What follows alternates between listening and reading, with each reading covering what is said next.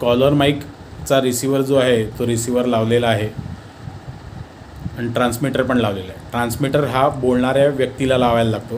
Transmitter हा शर्टाच्या बटनांमध्ये लावायचा आणि माईक जो आहे तो शक्यतोवर आतून घ्यायचा, म्हणजे शर्टाच्या आतून घ्यायचा. आत्ता टेम्पररी आपण सरळच लावलेला आहे, पण तो शक्यतो शर्टाच्या आतून घ्यायचा असतो. आता तिथे लागल्यानंतर त्याने तिथे तो माईक ऑन करायचा. तो आता दाखवतो आहे आपल्याला, बघा तो रिसिवर दाखवतो आहे. रिसिवर ऑन आहे, निळा लाईट लागलेला आहे तिथे आणि त्याच्यावरती ते ऑन झालेलं आहे. सेम वे असं तो आता तिकडे बोलेल आणि आपण इथे खाली आपल्या याच्यात कॅमेऱ्यात बघूया, कॅमेऱ्यात आपलं रेकॉर्डिंग होतं आहे की नाही. तर तो आता तिथे बोलत असेल तर तो आपल्याला दिसेल.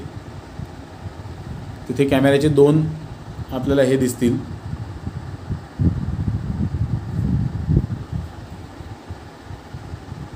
बोल. नमस्कार, या सत्रामध्ये सर्वांचं स्वागत आहे. जसं मी मगाशी सांगितलं की 2 चॅनलमध्ये आपलं रेकॉर्डिंग होतं आहे, तर आपण पहिल्या चॅनलमध्ये ऑडिओचा माईकच्या इनचं कनेक्शन दिलेलं आहे. आता तो पहिल्या याच्यामध्ये बोलत असताना आपल्याला ऑडिओ रेकॉर्ड करताना दिसेल. तर बोल जरा. हॅलो, माईकचे 1 2 3 4. तर अशा पद्धतीने हे माईकचं रेकॉर्डिंग होतं, जे नंतर एडिटिंगच्या प्रोसेसमध्ये आपण वापरतो.